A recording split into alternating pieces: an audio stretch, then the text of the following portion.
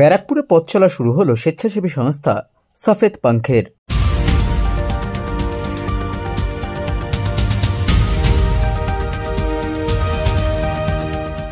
সমাজের সুবিধাবঞ্চিত মানুষের পাশে দাঁড়াতে পথ চলা শুরু হলো স্বেচ্ছাসেবী সংস্থা সফেদ পাঙ্খের। বৃহস্পতিবার ব্যারাকপুর বাচপান হোমের আবাসিকদের মধ্যে দোলের সামগ্রী ও খাদ্য সামগ্রী বিতরণ করে পথ চলা শুরু হলো সংগঠনের।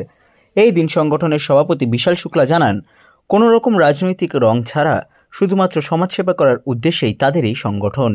এছাড়াও তিনি সাধারণ মানুষের উদ্দেশ্যে আবেদন জানান, সবাই যেন সংগঠনের সাহায্যে এগিয়ে আসেন শারীরিকভাবে এবং মানসিকভাবে।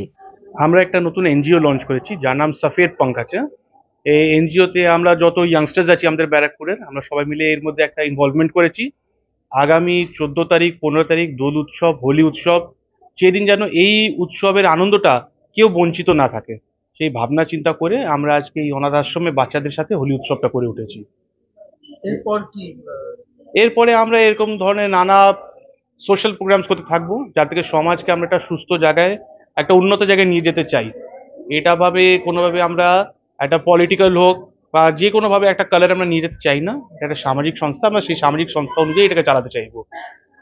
কোনো আর্থিকভাবে নয়, কিন্তু আপনার বিজি লাইফ থেকে যদি আপনারা কিছুটা টাইম বের করতে পারেন আর এইভাবে সমাজে ছোট ছোট কাজে আমাদের সাহায্য করতে পারেন, তার জন্য আমরা অনেকটাই থ্যাঙ্কফুল থাকবো। Thank you.